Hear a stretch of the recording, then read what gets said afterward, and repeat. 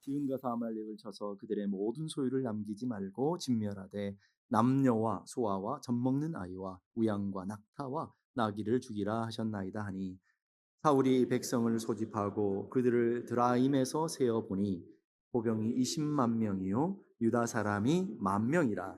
사울이 아말렉 성에 이르러 골짜기에 복병시키니라.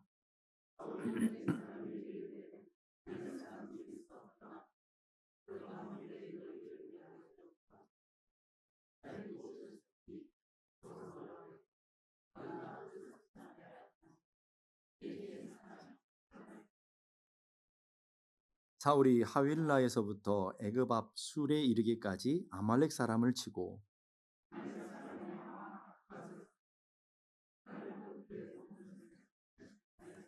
다 같이 사울과 백성이 아각과 그의 양과 소의 가장 좋은 것 또는 기름진 것과 어린 양과 모든 좋은 것을 남기고 진멸하기를 즐겨 아니하고 가치 없고 하찮은 것은 진멸하니라. 아멘. 하나님이 여러분을 사랑하고 계시는 걸 믿습니까? 그러면 지난 한 주간도 하나님의 그 풍성한 사랑을 맛보며 풍성한 하나님의 은혜 아래 여러분이 살아오셨느냐 하는 거예요. 우리 옆뒤 좌우에 있는 분들과 함께 인사를 나누십시다. 하나님 당신을 사랑하십니다. 다시 한번 인사합니다. 하나님이 당신을 진짜로 사랑하십니다. 믿어지세요? 사람들이 갖고 있는 약 90% 이상이 이런 착각들을 하고 살아간대요. 아줌마는 화장만 하면 다른 사람들에게 예뻐 보인다는 착각을 갖고 있대요. 근데 그 착각이라는 거죠. 아가씨들은 지들은 절대 아줌마가 안 된다고 생각하는 착각을 갖고 있대요.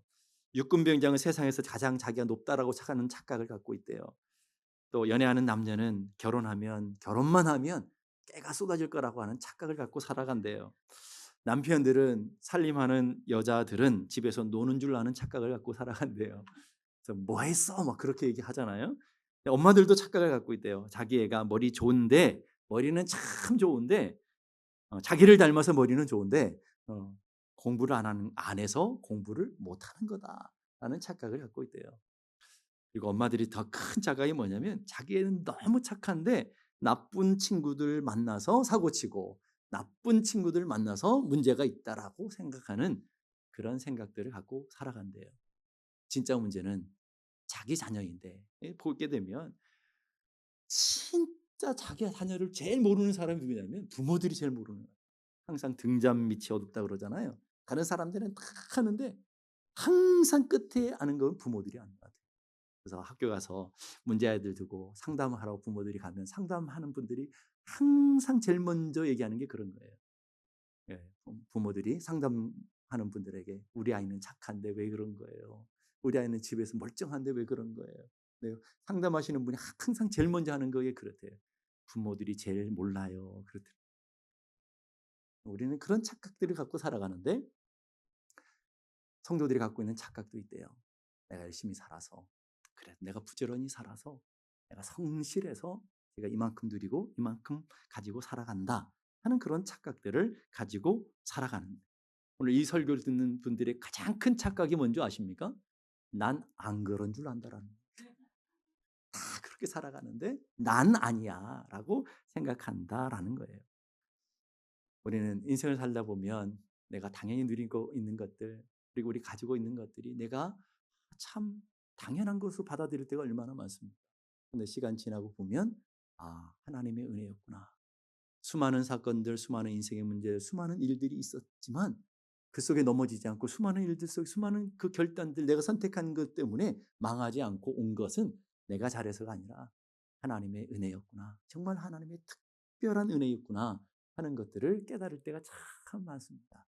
오늘 우리가 이 자리에 앉아서 우리 하나님 앞에 예배드릴 때 그 은혜가 여러분 가운데 새로워지면 좋겠다 생각이 들어요. 우리 앞에 있는 분들 다시 한번 인사하십시다. 다 하나님의 은혜입니다. 네, 말로만 그러지 마시고 우리 마음속에 정말 다 하나님의 은혜입니다. 고백하며 살아가는 은혜가 있길 바랍니다. 우리가 지난주에 하나님께서 사무엘을 통해서 사울에게 주신 명령이 뭐라고 그랬어요? 아말렉을 진멸하라는 거예요. 모든 것을 다 불태우고 그리고 생명이 있는 것은 반드시 죽여야 된다. 그게 3절이에요. 지금 가서 아말렉을 쳐서 그들의 모든 소유를 남기지 말고 모든 소유예요. 어떤 소유가 아니라 모든 소유 하나도 남기지 말고 이 말이에요. 진멸하되 남녀와 소아와 젖먹는 아이와 우양과 낙타 나귀를 죽이라. 자, 이 말은 뭐예요? 남녀와 소아와 젖먹는 아이, 우양, 낙타, 나귀 아말렉에서 생명 있는 건 반드시 다 죽이라는 거예요. 다 죽여야 돼요. 어떤 것도 남기면 안 돼요. 그런데 그 사울의 하나님의 말씀 앞에 사울의 반응이 어떠냐? 7절 8절 보세요. 사울이 하윌라에서부터 애굽 왕 술에 이르기까지 아말렉 사람을 치고 얼마나 순종을 하는 것 같아요? 그다음 보세요. 아말렉 사람의 왕 아각을 사로잡고 자, 아각을 사로잡혀요. 살려둔다 이 말이에요. 칼날로 그의 모든 백성을 다 진멸했어요. 순종하는 것 같아요. 그다음 9절 사울과 백성이 아각과 그의 양과 소의 가장 좋은 것 또는 기름진 것과 어린 양과 모든 것을 남겼어요. 진멸하기를 즐겨하지 않고 하나님 진멸하라고 그러는데 하나님의 말씀을 즐거워하지 않고 하나님의 말씀을 순종하지 아니하고 가치 없고 하찮은 것만 진멸했더라. 누가 보기에 자기 보기에 가치 없는 자기 보기에 진멸해야 될 것을 자기 생각으로 하나님의 말씀을 판단하고 자기 생각으로 하나님의 말씀을 잘라내고 자기 생각으로 하나님의 말씀을 순종했다라고 생각하는 거예요. 그걸 착각이라고 하는 거예요. 오늘 사울의 인생이 오늘 교회 성도들에게 얼마나 많이 반복되는지 몰라요. 여기 앉아있고 오늘 예배 드리러 온 분들 정도의 영적인 수준, 믿음의 수준이면 순종 대놓고 안 하려고 하는 사람 단 한 사람도 없을 거예요. 그럼 물어보면 다 순종한다고 생각합니다. 자기 나름, 내 형편껏, 내 주어진 여건 속에서, 내 능력의 범위 안에서 나는 최선을 다했고 나는 하나님 말씀 앞에 순종한다라고 생각해요. 사울도 그랬어요.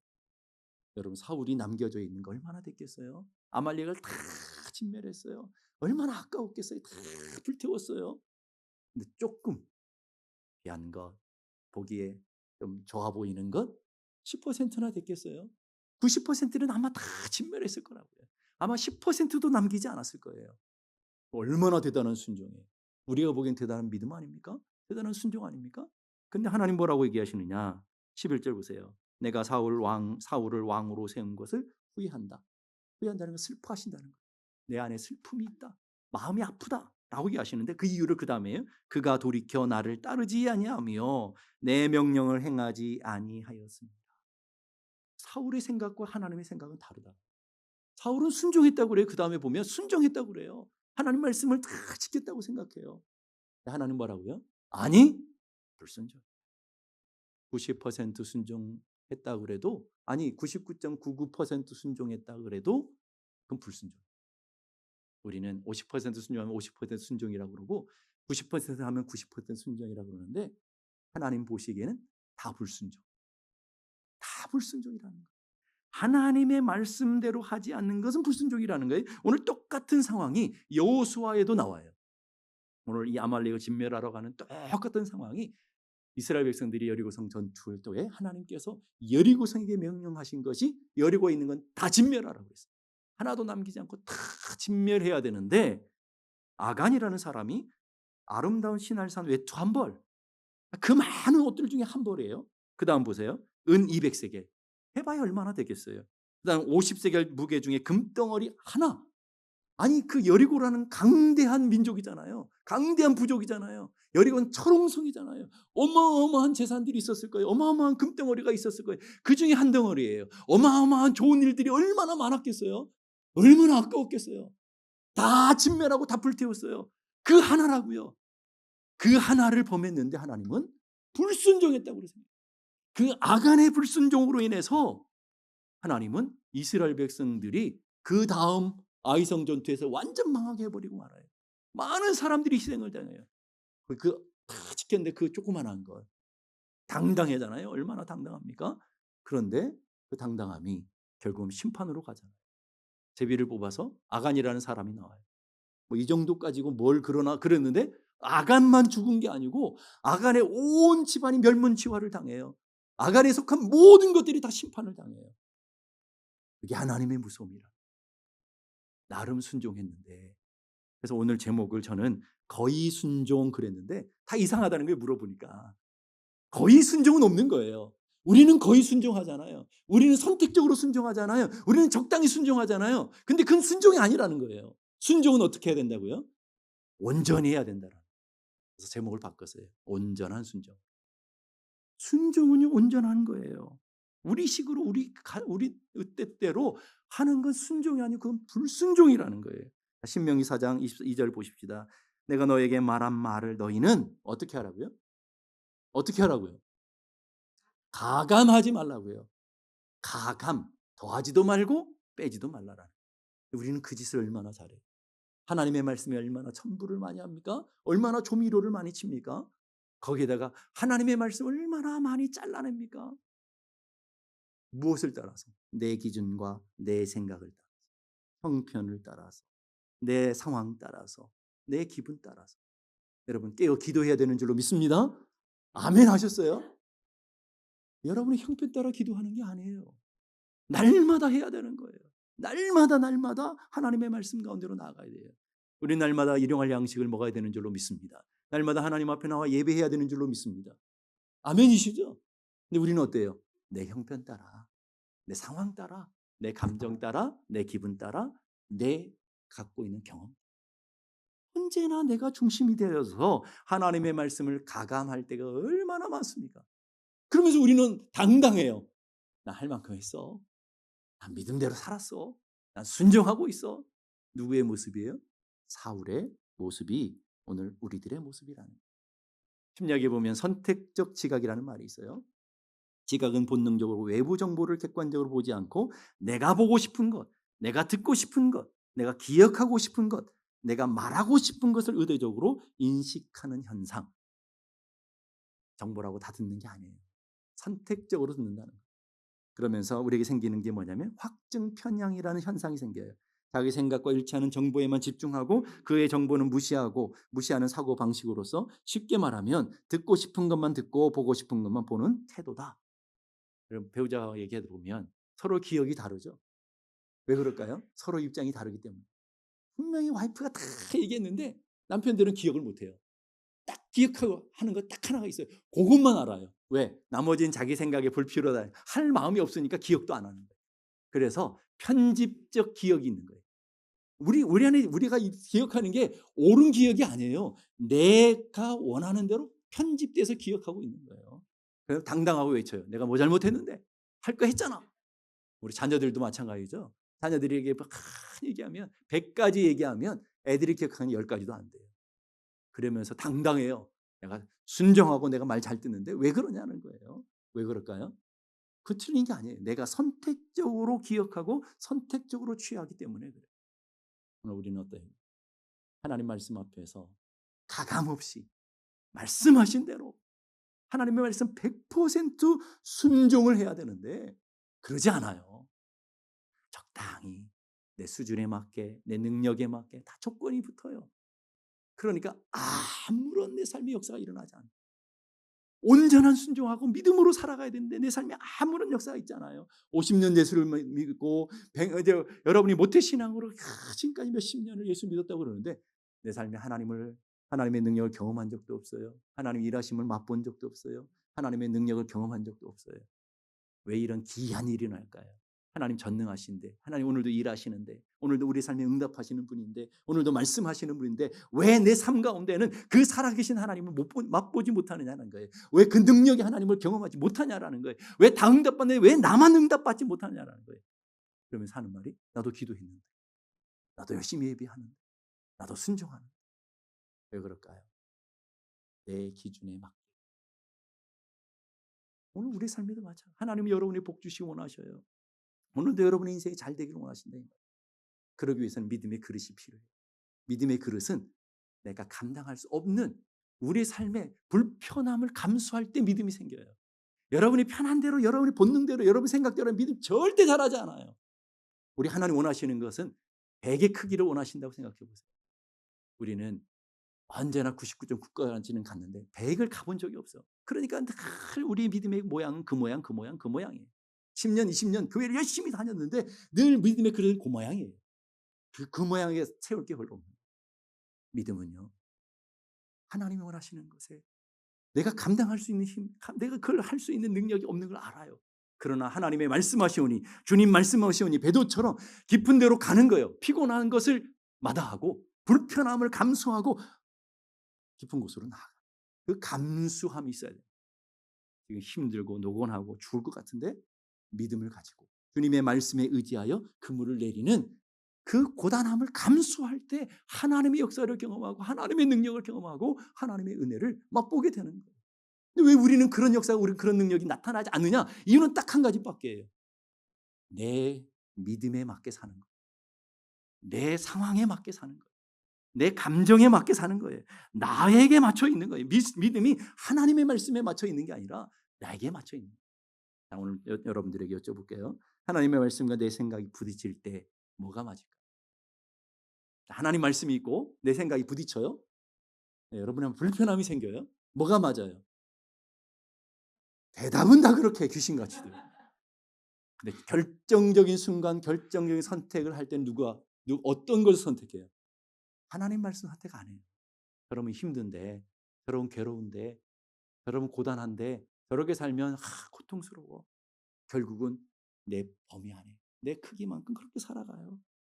하나님 말씀은 항상 옳습니다. 하나님은 여러분의 삶에 하나님의 말씀은 능력입니다. 전능하십니다. 아멘 그래요. 다 하면 해요.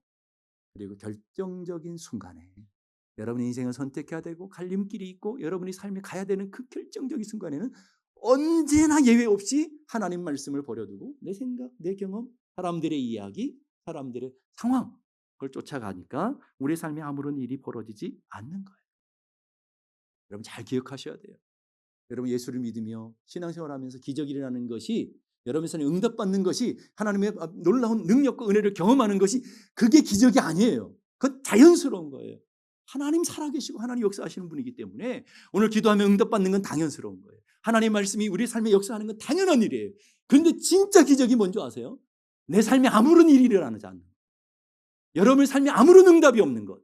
여러분의 삶에 아무런 기적이 나타나지 않는 것. 여러분의 삶에 아무런 변화가 없는 것. 이게 진짜 기적이에요. 여러분은 기적 속에 살아가는 거예요. 날마다. 아니 살아계신 하나님 믿고 전능하신 하나님 믿는 내 삶에 아무런 일이 일어나지 않을 수가 없잖아요. 그게 기적 아닙니까 여러분? 오늘 우리는 하나님 살아계심을 믿고 하나님의 능력 가운데 있고 날마다 이렇게 주일마다 몸소 시간을 내어 애를 쓰면서 이렇게 나왔는데 우리 삶에 변화가 있어야 되지 않겠어요? 그러기 위해서는 어떻게 해야 돼요? 불편함을 감수해요. 내 생각을 버리는 건 불편한 일이에요. 내 고집을 꺾는 건 불편한 일이에요. 내 갖고 있는 기준을 내려놓는 건 불편한 일이에요. 힘든 일이에요. 근데 신앙은 그 불편함을 감수할 때 믿음의 그릇이 커져요. 불편함을 감수할 때 믿음이 자라나요. 이게 하나님의 영적인 방법이라는 거예요. 자, 우리 앞뒤 좌우에 있는 분들에게 인사하십시다. 불편함을 감수합시다. 아멘입니까? 자, 오늘 불편함을 감수했습니다. 그런 오늘 새벽 기도를 해야 돼요. 진짜 불편한 일이에요. 네? 하나님의 말씀을 매일 읽어야 돼요. 정말 불편한 일이에요. 특별히 여러분 성경을 보면, 여러분 성경을 오늘 가서 다 펴세요. 얼마나 우리가 선택적으로 하나님 말씀을 사랑하는지. 여러분 성경에 가서 보면, 성경을 보면 알아요. 여러분이 색칠해지고 여러분들이 좋아하는 거, 빨간색 칠했다, 노란색 칠했다, 파란색 칠했다, 다 똑같은 말씀이야. 두려워하지 말라, 내가 너와 함께함이니라. 여호와는 나의 목자시니 평안을 너에게 주노니. 다 좋아해요. 여러분 성경에 가가지고 서로 사랑해라, 악을 모양이라도 흉내내지 말아라, 이런 말씀들이 있으면 진짜야. 진짜 하나님의 말씀을 이렇게 사모하고 하나님 뜻대로 살아가. 용서하는 게 얼마나 불편한 일입니까? 누군가가 내 심장 가운데 들어와 있어서 나를 괴롭히는 게 얼마나 고통스러운 일입니까? 그렇게 하라면 그럼 목사님이니까 가능하시죠? 그래요.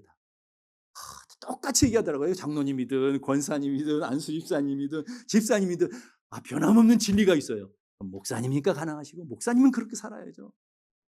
자, 그러면 여쭤볼게요. 목사만 천국 가고 여러분 천국 가면 하지 말아야 될까요? 아니잖아요. 누구나 다 그렇게 살아야 되는 거예요. 그런데 목사는 불편함을 감수하고 왜 성도들은 불편함을 감수하는 걸 싫어하냐 이 말이에요. 교회 성도들 사랑해야 되잖아요. 다 여러분 마음에 들어요? 아니신 것 같아요. 저는 여러분 다 마음에 드는데. 목사님이니까 가능하시잖아요. 그래요. 여러분, 저는 안 불편할까요? 저는 안 힘들까요? 자, 성도들이 다 저에게 잘해줄까요? 아니, 불편한 성도들이 있어요. 우리 교회는 지금 없고요. 예. 오야, 누가 우리 목사님 불편하게 하나?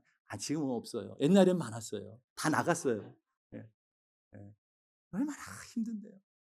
근데 여러분, 그걸 품어내려면 매일 기도, 씨름해야 돼요. 하나님, 저 인간 내 눈에서 없어지면 좋겠는데 그러면 안 되잖아요, 여러분. 하나님, 저 인간 편하게 해주십시오. 저의 그 고집을 하나님 꺾어 주십시오. 기도하면서 뭐예요? 품어내고 품어내고 품어내고 품어내다 보면 생겨지는 놀라운 은혜가 있어요. 믿음이 그릇이 커져요. 예? 마음의 그릇이 커져요. 그럼 누구든지 와서 뭐 하고도 그때는 당장 기분 나쁠지 모르지만 기분 나쁜 건 정상적인 인간의 반응이잖아요. 그런데 뭐냐면 또 그러시는구나. 아직 은혜를 받지 못해서 그렇구나. 성령 받지 못해서 그렇구나. 라고 하는 여유와 관용이 생겨요. 저는 여러분들이 다 그러길 바라요. 그래서 불편한 거예요. 그래서 예수 믿는 길은 좁은 길 가는 거고, 예수 믿는 길은 불편한 길 걸어가는 거고, 예수 진짜 믿는 길은 험한 길을 가는 것이고 십자가의 길을 걸어가는 거예요. 여러분, 여러분의 신앙의 길이 너무 편하다고 하면 문제가 심각한 거예요. 여러분의 신앙이 너무너무 신앙만 보면서 행복하다 그러면 진짜 문제가 많은 거예요. 신앙은 불편한 거예요. 믿음대로 살아가는 건 괴로운 일이에요. 믿음대로 살아가는 건 영적인 행복이지만 그 과정들은 고통스러운 거예요. 그러기 때문에 자라가는 거예요. 그러기 때문에 성장하는 거예요. 오늘 하나님의 말씀대로 살기가 쉽지가 않아요. 우리는 언제나 선택적으로 살잖아요. 헌신은 하지만 편한 만큼만 해요. 기도는 하지만 시간 될 때만 해요. 헌금은 드리지만 내 규모 안에서 해요. 용서는 하지만 내가 할 수 있는 사람만 해요. 저 인간은 아예 아니다 하고 담을 치고 살아가는 사람이 얼마나 많습니까? 같은 교회 안에 살아가면서. 같은 교회만 그런 게 아니라 집안도 그러더라고요. 저 인간은 상종하지 말아야 돼. 너 왼수야. 그리고 아예 담쳐놓고 남남처럼 살아가는 가정들이 얼마나 많은지 몰라요. 여러분, 신앙은 불편함을 감수. 그 사람을 사랑하려면 내가 불편해요. 부모들이 자녀들이 어렸을 때부터 자랄 때 그 자녀들을 이 성인이 될 때까지 품어내기가 얼마나 불편합니까? 근데 갖다 버리지 않잖아요. 왜? 내 새끼니까. 불편함을 감수하니까 그 불편함을 감수하는 부모의 사랑 때문에 자녀들이 자라고 성인이 되어지고 믿음의 그릇을 따라 살아가게 되는 거예요. 여러분, 교회도 마찬가지예요. 여러분들이 불편함을 감수하면 누군가가 살아나요. 여러분이 불편함을 감수하면 누군가 생명을 얻어요. 여러분이 불편함을 감수하면 누군가가 교회의 뿌리를 내려요. 근데 내가 그 불편함을 감수하지 않으면 다 돌고 이 파리처럼 날아다니는 거예요. 예. 여기 붙었다 저기 붙었다 날아다니는 거죠. 불편함을 감수하는 은혜가 있기를 바랍니다. 보네포 목사님이 이렇게 말해. 믿음은 순종이 있을 때만 진짜 믿음이 된다. 믿음은 뭐라고요? 순종해야 진짜 믿음. 순종해보지 않은 건 진짜 믿음이 아니다라고 얘기하고 있는 것이죠. 순종이 없는 믿음은 존재하지 않는다. 믿음은 오직 순종하는 행동에서 진정한 믿음이 되어진다. 여러분, 믿음이 진짜이길 원한다면 말씀대로 사는 거예요. 한번 따라 봅시다. 믿음은 믿는 대로 사는 것이다. 다시 한번, 믿음은 말씀대로 사는 것이다. 오늘 괜히 나와서 들어가지고 불편하죠. 안 들었으면 편했을 텐데 말이에요. 믿음은 아는 게 아니에요. 많은 분들이 아는 것으로 착각하는데, 여러분, 우리 성도들만 잘 사면요 아틀란타가 다 뒤집어져요. 여러분, 믿음대로 안 사니까 전혀 변화가 없는 거예요. 믿음대로 사는 여러분들만 믿음을 살면 여러분들이 핵폭탄이 돼가지고 이 아틀란타를 다 뒤집어고 남아나요. 여러분, 믿음대로 안 사니까 가정이 편화되지 않아요. 믿음대로 말씀대로 살아가는 은혜가 있는데, 그러면 순종은 온전한 순종, 어떤 순종이냐? 순종의 3요소를 제가 늘 얘기하잖아요. 한번 따라합시다. 즉시, 기쁘게, 온전히. 3가지 요소가 없으면 순종이야. 하나님 말씀 받을 때 즉시 머뭇거리지 않아요. 하나님 말씀 앞에 기쁨으로 순종해요. 하나님 말씀 받을 때에 하나님의 말씀이 언제나 옳습니다. 말씀대로 순종하게 되는 거예요. 여호수아 6장에 보면 여리고성 전투가 나왔죠. 여리고성 전투를 그 철옹선 어떻게 무너뜨려요? 이스라엘의 전투력도 아니에요. 이스라엘의 신무기를 가진 것도 아니에요. 이스라엘의 군대가 단단해서도 아니에요. 사기가 좋아서도 아니에요. 오직 여리고성을 무너뜨리는 딱 한 가지 조건이 있어요. 하나님의 말씀에 순종했다라. 근데 놀라운 것은요, 하나님께서 이스라엘 백성들에게 여리고성을 돌라고 그러잖아요. 한 바퀴 돌았을 때 무슨 일이 일어났을까요? 여러분의 성경은 뭔가 기록이 돼 있어요? 성경을 바꾸셔야 돼요. 네. 놀랍게도 아무런 일이 일어나죠. 이틀째 두 번째 두 바퀴 돌았을 때 무슨 일이 일어났을까요? 아무런 일이 일어나지 않아요. 아니 좀 하나님 같으면 두 바퀴 정도 돌면 벽돌 두 개나 딱 떨어지고 어느 몸편 하나 금이라도 좀 가야 될 거 아니에요. 그러면 순종할 거 아니에요. 놀라운 일이 벌어져요. 일곱째 날 일곱 바퀴를 돌아서 총 13바퀴를 돌았어요. 무슨 일이 일어났어요? 일이 일어났으면 여러분 성경을 다시 바꿔야 된다니까. 아무 일이 안 하지 않았어요. 아무런 변화가 똑같았다고요. 어떤 일도 벌어나지 않았어요. 언제 일이 일어나요? 하나님 말씀대로 제사장들이 나팔을 불고 온 백성이 하나님의 은혜를 따라 함성을 불렀을 때 여리고성이 한순간 무너졌어요. 이게 순종의 어려움이에요. 오늘 여러분들이 하나님 말씀 앞에 가서 하루 기도하면 놀라운 역사가 있고 응답이 있으면 그 다음 날도 기도하겠죠. 또 그 다음도 기도하겠죠. 하루 기도했는데 아무런 일이 나. 말씀대로 이틀째 기도했는데 아무런 일이 나서 새벽을 깨우라고 하는데 새벽을 깨우는데도 아무런 변화가 일어나지 않아요. 어떤 분은 10년 기도해도 아무런 일. 그러니까 때려쳐버려. 아, 말씀 이게 틀렸어. 때려쳐버려. 오늘 우리 삶에도 하나님이 원하신 때, 하나님 원하신 방법까지 최선을 다해서 온전히 순종할 때 여리고성이 무너지는 것처럼 우리 삶의 가정이 무너지고 우리 삶에 무너졌던 묶였던 결박들이 풀려지고 사탄의 원수들이 물러가게 되어지고 하나님의 놀라운 역사들이 나타나게 되는데 내가 딱 정해요. 내가 기준을 정하고 범위를 정하고 이때까지 아무 일을 하지 않으면 하나님 틀렸네 이런다 이 말이죠. 요한복음 2장에 보면 가나안 혼인잔치에 예수님이 첫 번째 기적이 나와요. 물이 포도주 되는 사건. 여러분 잘 아시잖아요. 잔치집에 포도주가 떨어졌어요. 진짜 큰일이죠. 예수님이 빈 항아리에다가 물을 갖다 부으라고 하잖아요. 근데 종들이 그걸 듣고 아귀까지 가득 채워요. 여러분 그 물을 갖다 채우는 일이 보통 수고가 아니에요. 더운 날씨에 그 물을 채우기 얼마나 어렵겠어요. 뭐 지금처럼 수돗물 켜가지고 호수에 연결해가 채우는 게 아니잖아요. 다 등에 지고 가서 또 멀리서 우물가에 가서 떠오는 일, 그 번거로운 수고를 다 감당해요. 그래서 신앙은 불편함을 감수하는 거라. 다 갖다 채워요. 채웠더니 놀라운 역사가 일어나죠. 갑자기 물이 포도주가 됐습니까? 전혀 변화가 없어요. 주님이 또 명령해요. 그 물을 떠다가 연회장에 갖다 주라. 참 종들 대단해요. 아니 물을 떠다 주라는데 물을 떠다가 줘요. 연회장에게 물을 떠다가 갖다 줬을 때에 연회장이 그것을 딱 보는 순간에 포도주가 돼요. 놀랍지 않으세요, 여러분? 근데 그걸 끝까지 순종하고 있더라는 거예요. 여기에 기적의 놀라운 원리가 있어요. 기적은 하나님의 말씀이 우리에게 들려졌을 때 하나님의 말씀만 있어서 안 되고 하나님 말씀에 우리들의 순종이 같이 붙을 때 우리의 수고와 우리의 갖고 있는 하나님의 앞에 순종이 함께 결합될 때 놀라운 역사가 일어나요. 물이 포도주가 되는 놀라운 역사가 나타나게 되는 것이죠. 그 다음에 성경 구절을 더 기가 막힌 성경 구절 한 절을 딱 기록해 놓은 여러분들 그냥 넘겨버릴지 모르는 아주 기가 막힌 성경. 연회장은 물로 된 포도주를 맛보고도 어디서 났는지 알지 못하되 누가 알아요? 물 떠온 하인들은 알더라. 이 기적은 누가 안다라는 거예요. 물 떠온 사람, 순종한 사람 알아요. 연회장, 오늘 교회 목사님, 장로님들, 권사님들, 안수집사님들 열심히 기도하고 열심히 순종하, 열심히 믿음대로 살아가는 것 같은데 40년, 50년, 60년 됐는데 그냥 그대로예요.